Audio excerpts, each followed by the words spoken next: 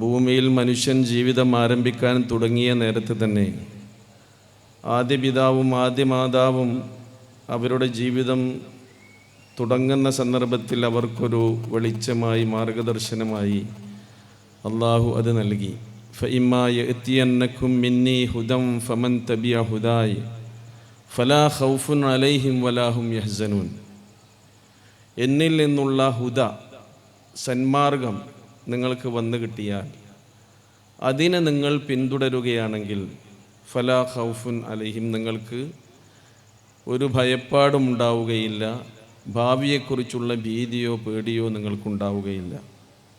അതേപോലെ തന്നെ നിങ്ങൾക്ക് ജീവിതത്തിൽ ദുഃഖമോ സങ്കടമോ വ്യസനമോ വ്യഥയോ ഉണ്ടാവുകയില്ല. എന്ത് വേണം?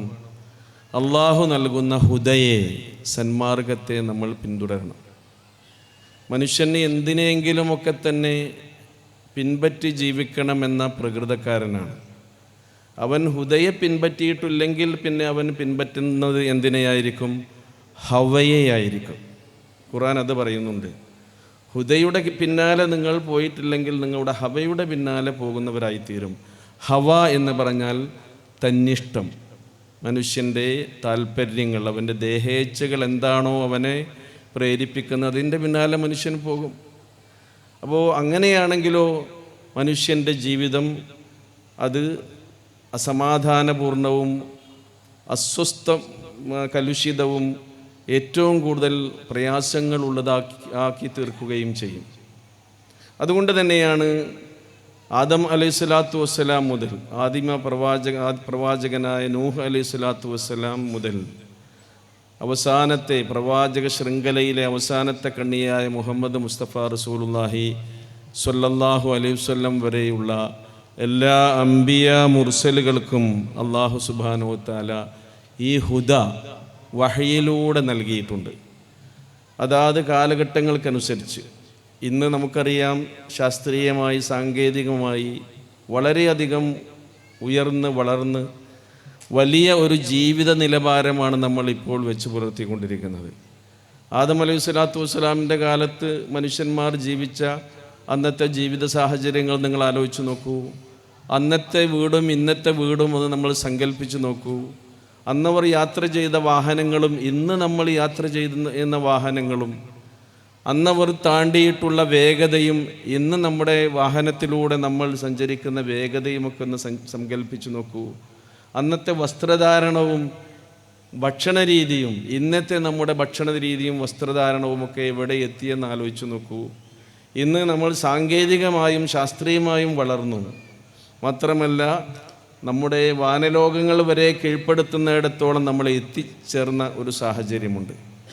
ഏത് കാലത്ത് എത്രയെത്ര നമ്മൾ വളർന്നാലും ഉയർന്നാലും ശാസ്ത്രീയമായും സാങ്കേതികമായും ഉള്ള കുതിച്ചുകയറ്റം മനുഷ്യ ജീവിതത്തിൽ ഉണ്ടെങ്കിലും അവന് ഒരു ഹുദയുടെ, ഒരു മാർഗദർശനത്തിൻ്റെ വെളിച്ചം അവൻ്റെ ജീവിതത്തിൽ ഉണ്ടെങ്കിൽ മാത്രമേ ഈ പറഞ്ഞ സമാധാനവും ശാന്തിയും സ്വസ്ഥതയും അവന് ജീവിതത്തിൽ ലഭിക്കുകയുള്ളൂ എന്നാണ് ശരിക്ക് വിശുദ്ധ ഖുർആൻ നമുക്ക് പഠിപ്പിച്ചു തരുന്നത്. 1,24,000-ൽ പരം പ്രവാചകന്മാർ, അംബിയ മുർസലുകൾ ഈ ലോകത്ത് സമാഗതരായിട്ടുണ്ട് എന്ന് ചരിത്രത്തിലൂടെ നമുക്ക് മനസ്സിലാക്കാൻ കഴിയും. വേദഗ്രന്ഥങ്ങൾ അവർക്കൊക്കെ ഈ ഹുദ കിട്ടിയിട്ടുണ്ട്. അതിൽ വേദഗ്രന്ഥങ്ങളായി ഏടുകളായി ഒക്കെ അല്ലാഹു സുബ്ഹാനഹു വ തആല അവർക്ക് നൽകിയിട്ടുണ്ട്. വേദഗ്രന്ഥങ്ങൾ, പ്രധാനമായ വേദഗ്രന്ഥം തൗറാത്ത് മൂസ അലൈഹി സ്വലാത്തു വസ്സലാമുക്ക് ഹിബ്രു ഭാഷയിൽ അല്ലാഹു സുബ്ഹാനഹു വ തആല നൽകി. ഇഞ്ചീൽ ഈസ അലൈഹി സ്വലാത്തു വസ്സലാമിന് സുരിയാനി ഭാഷയിൽ അല്ലാഹു സുബ്ഹാനഹു വ തആല നൽകി. ദാവൂദ് അലൈഹി സ്വലാത്തു വസ്സലാമിൻ്റെ സങ്കീർത്തനങ്ങൾ സബൂർ അത് യൂനാനി ഭാഷയിൽ അല്ലാഹു സുബ്ഹാനഹു വ തആല നൽകി. അവസാനത്തെ പ്രവാചകനായ മുഹമ്മദ് മുസ്തഫ റസൂലുള്ളാഹി സ്വല്ലല്ലാഹു അലൈഹി വസല്ലമിന് വിശുദ്ധ ഖുർആൻ അറബി ഭാഷയിൽ അല്ലാഹു സുബ്ഹാനഹു വ തആല നൽകി. കഴിഞ്ഞുപോയ വേദങ്ങളൊക്കെ, കഴിഞ്ഞുപോയ പ്രവാചകന്മാരൊക്കെ അതാത് കാലങ്ങളിൽ അതാത് ജനപദങ്ങളിലേക്ക് പ്രത്യേകമായി നിയോഗിച്ച പ്രവാചകന്മാരും നബിമാരുമായിരുന്നെങ്കിൽ അവസാനത്തെ പ്രവാചകനായ മുഹമ്മദ് മുസ്തഫ റസൂലുള്ളാഹി സ്വല്ലല്ലാഹു അലൈഹി വസല്ലം ഇനി ലോകത്ത് ജീവിച്ചു കൊണ്ടിരിക്കുന്ന, ഇനിയും ജീവിക്കാനിരിക്കുന്ന, പ്രവാചകൻ്റെ കാലത്ത് ജീവിച്ച ആ സമൂഹത്തിനെല്ലാം ബാധ്യസ്ഥമായ ആ സമൂഹത്തിനെല്ലാം ബാധ്യസ്ഥമായ നിയമങ്ങളും നിർദ്ദേശങ്ങളുമാണ് ഈ ഖുർആനിലുള്ളത് എന്നതാണ്. ഖുർആനെ കുറിച്ച് ഖുർആൻ തന്നെ പരിചയപ്പെടുത്തുന്നത് ഹുദൻ ലിന്നാസ് എന്ന, അന്നാസ് എല്ലാ മനുഷ്യർക്കുമുള്ള സന്മാർഗമാകുന്ന വിശുദ്ധ ഖുർആൻ. ഇത് ഏതെങ്കിലും ഒരു മതത്തിൻ്റെയോ വിഭാഗത്തിൻ്റെയോ മാത്രം വേദഗ്രന്ഥമായിട്ടല്ല പരിചയപ്പെടുത്തുന്നത്. ആകാശത്തിന് ചുവട്ടിൽ ഭൂമിക്കു മുകളിൽ മനുഷ്യരായി ആരൊക്കെ ജീവിക്കുന്നുണ്ടോ അവരുടെയൊക്കെ പൊതുസ്വത്താണ് ശരിക്കും വിശുദ്ധ ഖുർആൻ എന്ന നിലയിലാണ് ഖുർആൻ അതിനെ പരിചയപ്പെടുത്തുന്നത്. പ്രവാചകനാണെങ്കിലോ വമാ അർസൽനാക ഇല്ലാ റഹ്മത്തൽ ലിൽ ആലമീൻ, ലോകത്തുള്ള മുഴുവൻ മനുഷ്യർക്കും കാരുണ്യമായി കൊണ്ടാണ് പ്രവാചകരെ താങ്കളെ നിയോഗിച്ചിട്ടുള്ളത്. കാഫത്തൽ ലിന്നാസി ബശീറൻ വനദീറ, എല്ലാ മനുഷ്യർക്കും സുവിശേഷം അറിയിക്കുന്നവനും താക്കീത് നൽകുന്നവനുമായിട്ടാണ് പ്രവാചക തിരുമേനി സ്വല്ലല്ലാഹു അലൈഹി വസല്ലമയെ നിയോഗിച്ചിട്ടുള്ളത് എന്നാണ് ഖുർആൻ വിശദീകരിച്ചു തരുന്നത്. അതുകൊണ്ട് തന്നെയാണ് സഹോദരങ്ങളെ, കഴിഞ്ഞുപോയ അമ്പിയാക്കൾക്കൊക്കെ അല്ലാഹു സുബ്ഹാനഹു വ തആല, മുർസലുകൾക്കൊക്കെ അവർ അള്ളാഹുവിൻ്റെ തിരുദൂതന്മാരാണ് എന്ന് തങ്ങളുടെ പ്രബോധിത സമൂഹത്തെ ബോധ്യപ്പെടുത്താനുള്ള മുഅ്ജിസത്തുകൾ, അമാനുഷികമായ ദൃഷ്ടാന്തങ്ങൾ നൽകിയിരുന്നു. മൂസാ അലൈഹി സ്വലാത്തു വസ്സലാമിൻ്റെ വടി ഖുർആൻ വിശദീകരിച്ചു തരുന്നുണ്ട്. അതേപോലെ തന്നെ ഈസാ നബി അലൈഹി സ്വലാത്തു വസ്സലാമക്ക് നൽകിയിട്ടുള്ള മുഅ്ജിസത്തുകളെ പറയുന്നുണ്ട്. ദാവൂദ് അലൈഹി സ്വലാത്തു വസ്സലാമിനും സുലൈമാൻ അലൈഹി സ്വലാത്തു വസ്സലാമിനും നൽകിയിട്ടുള്ള മുഅ്ജിസത്തുകളെ കുറിച്ച് ഖുർആൻ പറയുന്നുണ്ട്. എന്നാൽ മുഹമ്മദ് മുസ്തഫ റസൂലുള്ളാഹി സ്വല്ലല്ലാഹു അലൈഹി വസല്ലമക്ക് അല്ലാഹു നൽകിയ മുഅ്ജിസത്ത് അത് വിശുദ്ധ ഖുർആനാണ്. ഖുർആൻ അവതീർണമായ സാഹചര്യത്തിൽ പ്രവാചകന്റെ പ്രബോധിത സമൂഹത്തിൻ്റെ അവസ്ഥ നമുക്ക് ചരിത്രത്തിലൂടെ മനസ്സിലാക്കാൻ കഴിയും. അറബി ഭാഷ ഏറ്റവും കൂടുതൽ പുഷ്കലമായി നിന്നിരുന്നൊരു കാലഘട്ടമായിരുന്നു. അറബി സാഹിത്യകാരന്മാരും കവികളും പ്രസംഗകരും ഒക്കെ തന്നെ അന്ന് എമ്പാടും സമൂഹത്തിൽ അംഗീകാരം ലഭിച്ച ഒരു സാഹചര്യമുണ്ടായിരുന്ന ആ കാലഘട്ടത്തിലാണ് അറബി ഭാഷയിൽ വിശുദ്ധ ഖുർആൻ ഒരു മുഅ്ജിസത്തായി പ്രവാചക തിരുമേനി സ്വല്ലല്ലാഹു അലൈഹി വസല്ലമക്ക് നൽകിയത്. അതും പ്രവാചകൻ ആരാണ്? നിരക്ഷരനാണ്. എഴുത്തും വായനയും അറിയാത്ത പ്രവാചകൻ്റെ ഈ ജീവിതത്തിലേക്കാണ് ശരിക്ക് ഈ മുഅ്ജിസത്തായി കൊണ്ട് ഖുർആൻ കടന്നു വരുന്നതായി നമുക്ക് മനസ്സിലാക്കാൻ കഴിയുന്നത്. മാത്രമല്ല ഖുർആൻ ഇന്നും അതിൻ്റെ മുഅ്ജിസത്ത്, അമാനുഷികത, അത് ദൈവികമാണ് എന്ന് ജനങ്ങളെ ബോധ്യപ്പെടുത്തുന്നത് അത് ഇന്നും തെളിയിച്ചു കൊണ്ടിരിക്കുന്നു എന്നാണ്. വിശുദ്ധ ഖുർആനിൻ്റെ ഒരു വെല്ലുവിളിയുണ്ട്. നിങ്ങളെങ്ങാനും വഇൻ കുൻതും ഫീ റൈബിൻ മിമ്മാ നസ്സൽനാ അലാ അബ്ദിനാ ഫഅ്തു ബിസൂറത്തിൻ മിൻ മിസ്ലി വദ്ഉ ശുഹദാഅക്കും മിൻ ദൂനില്ലാഹി ഇൻ കുൻതും സ്വാദിഖീൻ. നാം നിങ്ങൾക്ക് അവതരിപ്പിച്ചു തന്ന ഈ വേദഗ്രന്ഥത്തിൽ, അതിൻ്റെ സൂക്തങ്ങളിൽ, അതിൻ്റെ സൂറകളിൽ നിങ്ങൾക്ക് സംശയമുണ്ടെങ്കിൽ ഇതിന് സമാനമായൊരു അധ്യായമോ ഒരു സൂക്തമോ നിങ്ങൾ കൊണ്ടുവരുവിൻ എന്ന് ഖുർആൻ വെല്ലുവിളിക്കുന്നുണ്ട്. ആ വെല്ലുവിളി ഇന്നും പ്രസക്തമാണ്. നോക്കൂ നിങ്ങൾ, അന്ന് അറബി ഭാഷ ഏറ്റവും കൂടുതൽ അറിയുന്ന ആളുകളോടാണ് ഈ വെല്ലുവിളി അല്ലാഹു സുബ്ഹാനഹു വ തആല നടത്തിയിട്ടുണ്ടെങ്കിൽ ഖുർആൻ ദൈവികമാണ് എന്ന് തെളിയിക്കുന്ന മറ്റൊരു സാമൂഹിക സാഹചര്യം കൂടി അല്ലാഹു സുബ്ഹാനഹു വ തആല ഇവിടെ നിലനിർത്തി പോരുന്നുണ്ട്. അതെന്താണെന്നോ, മുസ്ലിങ്ങളെക്കാൾ കൂടുതൽ അറബി ഭാഷയിൽ കഴിവും അവഗാഹവുമുള്ള ആളുകൾ ഇന്ന് മുസ്ലിമേതരരായ ആളുകളാണ്. അതുകൂടി നമ്മൾ മനസ്സിലാക്കണം. ഈ ഖുർആന്റെ വെല്ലുവിളി പ്രസക്തമാകുന്നത് അവിടെ കൂടിയാണ്. അത് അറബിയിലല്ലേ, അത് ഞങ്ങൾക്ക് എഴുതാൻ കഴിയില്ലല്ലോ, കൊണ്ടുവരാൻ കഴിയില്ലല്ലോ എന്ന് പറയാവതല്ല ഇന്ന് ഇസ്ലാമിൻ്റെ ശത്രുക്കൾക്ക്. നമുക്കറിയാമല്ലോ, അറബി സാഹിത്യത്തിലുള്ള നോബൽ സമ്മാനം പോലും കരസ്ഥമാക്കുന്നത് ക്രിസ്ത്യാനികളായ സാഹിത്യകാരന്മാരാണ്. എന്ന് പറഞ്ഞാൽ ക്രിസ്തുമതത്തിൽ മുസ്ലിങ്ങളെക്കാൾ കൂടുതൽ അറബി ഭാഷ അറിയുന്നവരുണ്ട്, സാഹിത്യം അറിയുന്നവരുണ്ട്. ജൂതമതത്തിൽ മുസ്ലിങ്ങളെക്കാൾ കൂടുതൽ അറബി ഭാഷയും സാഹിത്യവും അറിയുന്നവരുണ്ട്. അപ്പോഴാണ് ഈ ഖുർആനിൻ്റെ വെല്ലുവിളി പ്രസക്തമാകുന്നത് എന്നുകൂടിയാണ് ഇവിടെ നമ്മൾ ശ്രദ്ധിക്കേണ്ടത്. ഈ ഖുർആനിനെ മുറുകെ പിടിച്ചുകൊണ്ടാണ് ശരിക്കും നാം കേരളക്കരയിൽ നവോത്ഥാനം നടത്തിയിട്ടുള്ളത്. അതുകൊണ്ട് തന്നെയാണ് ഖുർആനിൻ്റെ അറിവിൻ്റെ അടിത്തറയിൽ നിന്നുകൊണ്ടാണ് നവോത്ഥാന പ്രവർത്തനങ്ങൾ ഏത് പ്രദേശത്താണെങ്കിലും മുളപൊട്ടിയിട്ടുള്ളത് എന്ന് നമുക്ക് കാണാൻ കഴിയും. ഖുർആൻ അത് നമുക്ക് പഠിപ്പിച്ചു തരുന്നുണ്ട്. വഅ്തസിമു ബിഹബ്ലില്ലാഹി ജമീഅ, അള്ളാഹുവിൻ്റെ പാശത്തെ നിങ്ങൾ മുറുകെ പിടിക്കണം എന്ന് ഖുർആനിൻ്റെ ആഹ്വാനമുണ്ട്. ഏതാണ് ഈ ഹബിൽ? ഹബിലും മിനല്ലാഹിൽ മതീൻ, അള്ളാഹുവിൽ നിന്ന് അവൻ നിങ്ങൾക്ക് അവതരിപ്പിച്ചു തന്നിട്ടുള്ള, ഇറക്കി തന്നിട്ടുള്ള ഒരു പാശമാണ്, കയറാണ്. അതിനെ മുറുകെ പിടിച്ചോളൂ. അത് ഖുർആനാണ്. റസൂൽ കരീം സല്ലല്ലാഹു അലൈഹി വസല്ലം പറയുന്നുണ്ട്, ഇന്ന ഹാദൽ ഖുർആന തറഫുഹു ബിയദില്ലാ, ഖുർആനിന്റെ ഒരറ്റം അള്ളാഹുവിന്റെ കയ്യിലാണ്. വതറഫുഹു ബിഐദീകും, മറ്റേ അറ്റം നിങ്ങളുടെ കയ്യിലാണ്. ജനങ്ങൾക്കാണ് അത് ഇറക്കി തന്നിട്ടുള്ളത്. നിങ്ങൾ ആ അറ്റം പിടിച്ചുകൊള്ളുക. ഫതമസ്സകൂ ബിഹി, ആ ഖുർആനിന്റെ ആ പാശത്തെ നിങ്ങൾ മുറുകെ പിടിച്ചാൽ ഫഇന്നകും ലൻ തളില്ലു, നിങ്ങൾ ഒരിക്കലും വഴിപിഴക്കുകയില്ല.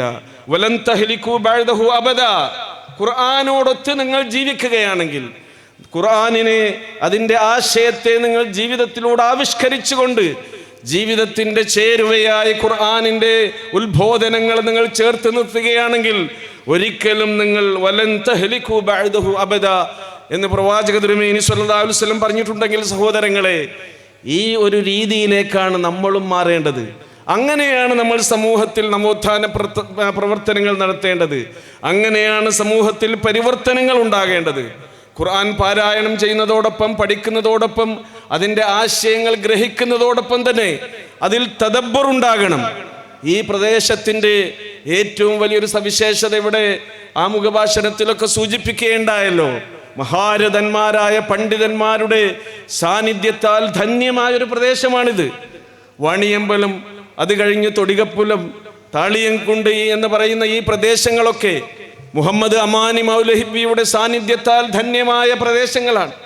അതേപോലെ തന്നെ മർഹൂം അലി അക്ബർ മൗലവി, അദ്ദേഹം ഇവിടെ തൊടികപ്പുലത്ത് വന്നൊരു അറബിക് കോളേജ് സ്ഥാപിച്ചു. ചരിത്രത്തിൽ ഇവിടെ അതിൻ്റെയൊക്കെ അനുഭവസ്ഥരായ ആളുകളാണ് നിങ്ങളെല്ലാവരും. ഇർഫാനുൽ ഉലൂം എന്നോ മമ്പഴുൽ ഇർഫാൻ അറബിക് കോളേജ്, അദ്ദേഹത്തിന് ശേഷം അദ്ദേഹത്തിൻ്റെ മകനും അതിൻ്റെ കൂടെ ഉണ്ടായിരുന്നു. അമാനി മൗലവിയുടെ ശിഷ്യന്മാരിൽ പലരും ഈ സദസ്സിലുണ്ട് എന്ന് ഇവിടുന്ന് ആരോ എന്നോട് പറയുകയുണ്ടായി. അമാനി മൗലവിയുടെ ശിഷ്യന്മാർ ഇവിടെ സദസ്സിലുണ്ട്.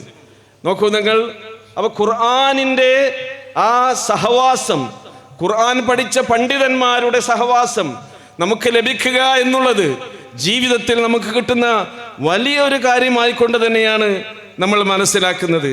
അതുകൊണ്ട് തീർച്ചയായും ഈ പ്രദേശത്തെ കൂടുതൽ നമുക്ക് പരിവർത്തനങ്ങൾക്ക് ഖുർആനിൻ്റെ ആയത്തുകളിലൂടെ, വെളിച്ചത്തിലൂടെ വിധേയമാക്കേണ്ടതുണ്ട്. അള്ളാഹുവിൻ്റെ വചനങ്ങളാണ് എന്ന് ബോധ്യപ്പെട്ടുകൊണ്ട് ഇസ്ലാമിലേക്ക് കടന്നു വന്ന എത്രയെത്രയോ മുൻഗാമികളുടെ ചരിത്രം നമുക്ക് കാണാൻ കഴിയും. ലോകത്ത് പ്രശസ്തരായ പലരും അങ്ങനെ ഇസ്ലാമിലേക്ക് ഖുർആൻ പഠിച്ചുകൊണ്ട് കടന്നു വന്നിട്ടുണ്ട്. അഫലാ യതദബ്ബറൂനൽ ഖുർആൻ അം അലാ ഖുലൂബിൻ അഖ്ഫാലുഹാ എന്ന് ഖുർആൻ നമ്മെ ഉണർത്തുന്നുണ്ട്. ഖുർആനിനെ കുറിച്ച് നിങ്ങൾ ഉറ്റാലോചിക്കുന്നില്ലേ? നിങ്ങൾ ചിന്തിക്കുന്നില്ലേ? നിങ്ങൾ ഗവേഷണം നടത്തുന്നില്ലേ എന്നൊക്കെ ഖുർആൻ പറയുന്നുണ്ട്. നിങ്ങളുടെ ഹൃദയങ്ങൾ താഴുകളിട്ട് പൂട്ടിയിട്ടുണ്ടോ? ശരിക്ക് മുജാഹിദുകൾ അവരുടെ ഹൃദയങ്ങൾ വിശുദ്ധ ഖുർആനിന്റെ സൂക്തങ്ങളുടെ മുമ്പിൽ മലർക്കെ തുറന്നിട്ട് കൊണ്ട്, ഖുർആനിന്റെ ആശയങ്ങളെക്കുറിച്ച് ചിന്തിച്ച് ആലോചിച്ച് മനസ്സിലാക്കിക്കൊണ്ട് ജീവിതത്തെ പരിവർത്തിപ്പിച്ചുകൊണ്ട് ഈ പ്രസ്ഥാനത്തിലേക്കും ഈ ഒരു മുന്നേറ്റത്തിലേക്കും കടന്നു വന്നവരാണ് എന്ന് നമുക്ക് കാണാൻ കഴിയും. നമുക്കറിയാമല്ലോ, പോപ്പ് സംഗീതജ്ഞനായിരുന്ന കാറ്റ് സ്റ്റീവൻ, അദ്ദേഹം ബ്രിട്ടനിൽ പ്രശസ്തിയുടെ കൊടുമുടിയിൽ വിരാജിച്ചു കൊണ്ടിരിക്കുന്ന സന്ദർഭത്തിലാണ് ക്രിസ്ത്യാനിയായ അദ്ദേഹത്തിൻ്റെ സഹോദരൻ ഖുർആനിൻ്റെ ഒരു ട്രാൻസ്ലേഷൻ നൽകുന്നത്. ആ ട്രാൻസ്ലേഷൻ വായിച്ചു. അദ്ദേഹത്തിൻ്റെ മനസ്സുകളിൽ പരിവർത്തനങ്ങൾ ഉണ്ടായി. ഖുർആനിൻ്റെ ആയത്തുകളെ നിഷ്കളങ്കമായി പാരായണം ചെയ്ത് ചിന്തിക്കുന്ന ആരുടെ മനസ്സിലും അത് കോളിളക്കങ്ങൾ സൃഷ്ടിച്ചും അത് മാറ്റങ്ങൾ ഉണ്ടാക്കും. 1977 അള്ളാഹു നൽകിയ ഈ ഹുദ, സന്മാർഗം അദ്ദേഹത്തിൻ്റെ മനസ്സിൽ രൂഢമൂലമാവുകയും അദ്ദേഹം യൂസുഫുൽ ഇസ്ലാമായി മാറുകയും ചെയ്തത് നമുക്ക് കാണാൻ കഴിയും. ഞാൻ ചുരുക്കുകയാണ് സഹോദരങ്ങളെ. ഞാൻ പറഞ്ഞുകൊണ്ടുവന്നത് ഖുർആൻ പഠനവും അതിനെക്കുറിച്ചുള്ള പരിചിന്തനവും അതിനെക്കുറിച്ചുള്ള ഗവേഷണവും ഇനിയും നമുക്ക് തുടരേണ്ടതുണ്ട്. നമുക്കറിയാമല്ലോ, ബഹുമാന്യനായ മർഹൂം അമാനി മൗലവി, അദ്ദേഹം ഖുർആനിന് വേണ്ടി, ഖുർആൻ പഠനത്തിന് വേണ്ടി നൽകിയ സംഭാവന ഇന്ന് ഈ സംസാരിക്കുന്ന, ഞാൻ ഈ പ്രസംഗിക്കുന്ന സന്ദർഭത്തിൽ ലോകത്തിൻ്റെ ഏതെങ്കിലും ഭാഗത്തു നിന്നൊരു മലയാളി അമാനി മൗലവിയുടെ ഖുർആൻ വിവരണം ഇപ്പോൾ റഫർ ചെയ്യുന്നുണ്ടാകും.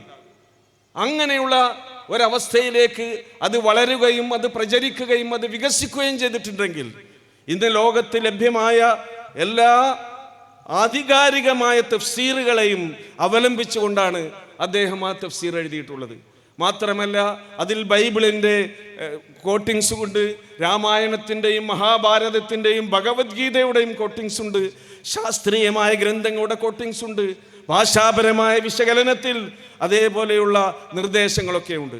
മാത്രമല്ല അന്ന് അമാനി മൗലവി ഇത് രചിക്കുന്ന കാലത്ത് അതിൻ്റെ തുടക്കക്കാരിൽ അലവി മൗലവി ഇടവണ്ണയുണ്ടായിരുന്നു, PK മൂസ മൗലവി ഉണ്ടായിരുന്നു. അവരൊക്കെ അതിനിടയിൽ മരണപ്പെട്ടു പോയി. ഇത് പൂർത്തീകരിച്ചത് മർഹൂം അമാനി മൗലവിയാണ്. അതൊരു തപസ്യയായി ഏറ്റെടുത്തുകൊണ്ട് അല്ലാഹു സുബ്ഹാനഹു വ തആല അദ്ദേഹത്തിന് തൗഫീക്ക് നൽകി. ഇതിൻ്റെ പിന്നിൽ പ്രവർത്തിച്ചതോ കച്ചവടക്കാരായ പാലക്കാട്ടുകാരായ 2 സഹോദരങ്ങളുടെ ആശയായിരുന്നു, അഭിലാഷമായിരുന്നു, ആഗ്രഹമായിരുന്നു. ഒരു തഫ്സീർ, ഒരു പരിഭാഷ ഇങ്ങനെ വിശദീകരണത്തോടു കൂടി ലഭിച്ചു എന്നുള്ളത്. ഇതെങ്ങാനും അറബി ഭാഷയിലേക്ക് ട്രാൻസ്ലേറ്റ് ചെയ്തിരുന്നെങ്കിൽ, ഇംഗ്ലീഷ് ഭാഷയിലേക്ക് ട്രാൻസ്ലേറ്റ് ചെയ്തിരുന്നെങ്കിൽ എനിക്ക് തോന്നുന്നു ഇതിന് സമാനമായ മറ്റൊരു ഗ്രന്ഥം ലോകത്ത് വേറെ ഉണ്ടാവുകയില്ല. അത്ര ബൃഹത്തായ ഒരു ഗ്രന്ഥം തന്നെയാണത്, എല്ലാ ഭാഗങ്ങളെയും ഉൾച്ചേർത്തുകൊണ്ട്. എനിക്ക് നിങ്ങളെ ഒരു സന്തോഷ വാർത്ത അറിയിക്കാനുള്ളത്, അമാനി മൗലവിയുടെ പേരമകൻ നമ്മുടെ കൂടെ ഈ ആദർശ പ്രസ്ഥാനത്തിൻ്റെ പ്രബോധന വീതിയിലുണ്ട്. KNM മർക്കസ് ദഅവ ഒരു തീരുമാനമെടുത്തിരിക്കുന്നു. അന്ന് അമാനി മൗലവി അദ്ദേഹത്തിൻ്റെ സഹായികളും സതീർത്ഥ്യരുമായ പണ്ഡിതന്മാർ അവരൊക്കെ ഒരുമിച്ച് കൂടി അങ്ങനെ ഒരു ദൗത്യം നിർവഹിച്ചിട്ടുണ്ടെങ്കിൽ ഇനി അത് മാത്രം പോരെ. നമ്മളത് പഠിക്കുന്നുണ്ട്, വായിക്കുന്നുണ്ട്, ഖുർആൻ വെളിച്ചം പരിപാടിയൊക്കെ അതിൻ്റെ മുഖേന നമ്മൾ നടത്തുന്നുണ്ട്. കാലഘട്ടത്തിനനുസരിച്ച് ഇനിയും വിശുദ്ധ ഖുർആനിൻ്റെ ആശയങ്ങൾ ജനങ്ങളിലേക്ക് പകർത്തേണ്ടതുണ്ട്. പുതിയ ചോദ്യങ്ങളാണ് ജനങ്ങളിൽ നിന്ന്, ചെറുപ്പക്കാരിൽ നിന്ന് വരുന്നത്. അവർക്ക് നമുക്ക് പുതിയ ഉത്തരങ്ങൾ കൊടുക്കേണ്ടതുണ്ട്. പുതിയ ഉത്തരങ്ങൾ വിശുദ്ധ ഖുർആനിൻ്റെ ആയത്തുകളിൽ അന്തർലീനമായി കിടക്കുന്നുണ്ട്. അത് സമൂഹത്തിന് പരിചയപ്പെടുത്താൻ പ്രബുദ്ധരായ പ്രാപ്തരായ പണ്ഡിതന്മാർ നമ്മുടെ കൂടെയുണ്ട്. അവരും ഇതേപോലെയുള്ള ഒരു പ്രൊജക്റ്റ് വർക്ക് എന്ന തലത്തൊക്കെ തന്നെ ഇത് ഏറ്റെടുത്തുകൊണ്ട് ഈ ആധുനിക കാലഘട്ടത്തിൽ ഉണ്ടാകുന്ന ലിബറലിസം, മതനീരസം, അതേപോലെ തന്നെ ഭൗതികവാദം, ഇതുപോലെയുള്ള ദൈവനിഷേധം, ഇത്തരം കാര്യങ്ങൾ, ദൈവനിഷേധികളായി നടന്ന ആളുകളാണ് ഖുർആനിൻ്റെ വെളിച്ചം കിട്ടി കടന്നു വന്നത്. അവർക്ക് പുതിയ ചോദ്യങ്ങൾക്ക് ശാസ്ത്രീയമായി സാങ്കേതികമായി ഖുർആനിൻ്റെ അടിത്തറയിൽ നിന്നുകൊണ്ട് മറുപടി കൊടുക്കുന്ന വിധത്തിലുള്ള നല്ല മലയാള ഭാഷയിൽ, കാലത്തിനനുസരിച്ച് ഭാഷ മാറിയിട്ടുണ്ട്, മലയാള ഭാഷ മാറുന്നുണ്ട്, നമുക്കറിയാം. ഒന്നാമത്തെ നോവൽ ഭാഷയിലുള്ളത് എന്താണ്? ചന്തുമേനോൻ്റെ ഇന്ദുലേഖ. അതെടുത്തൊന്ന് നമ്മൾ വായിച്ചു നോക്കൂ. അതിൻ്റെ അരപ്പേജ് നമ്മൾ വായിക്കൂല, അവിടെ വെക്കും. കാരണം എന്താ? ഭാഷയുടെ ആ സൗന്ദര്യവും വായനയുടെ ഒഴുക്കും അതിലൂടെ നമുക്ക് കിട്ടൂല. പരിഭാഷകൾ അതുപോലെ കാലത്തിനനുസരിച്ച് മാറ്റിക്കൊണ്ട് നമുക്ക് നിർവഹിക്കേണ്ടതുണ്ട്. ഇൻഷാ അല്ലാഹ് നിങ്ങളുടെയൊക്കെ പ്രാർത്ഥനയുണ്ടാകണം, സഹായങ്ങളും സഹകരണങ്ങളും ഉണ്ടാകണം. ഇങ്ങനെ ഈ ദൗത്യ സംഘം ഇൻഷാ അല്ലാഹ് ഖുർആനിൻ്റെ തണലിൽ അതിൻ്റെ വെളിച്ചം സാധാരണക്കാരായ ആളുകളിലേക്ക് എത്തിച്ചുകൊണ്ട് തന്നെ ഇതിൻ്റെ നവോത്ഥാന പ്രവർത്തനങ്ങൾ ഇനിയും കാലഘട്ടത്തിനനുസരിച്ച് നിർവഹിക്കും. അല്ലാഹു സുബ്ഹാനഹു വ തആല ഇതിന് നമുക്ക് തൗഫീഖ് നൽകുമാറാകട്ടെ എന്ന് പ്രാർത്ഥിച്ചുകൊണ്ട് ഞാൻ ചുരുക്കുന്നു. വാഖിറു ദഅവാന അനിൽ ഹംദുലില്ലാഹി റബ്ബിൽ ആലമീൻ വസല്ലല്ലാഹു തആല അലാ ഖൈരി ഖൽഖിഹി മുഹമ്മദിൻ വഅലാ ആലിഹി വസഹ്ബിഹി അജ്മഈൻ.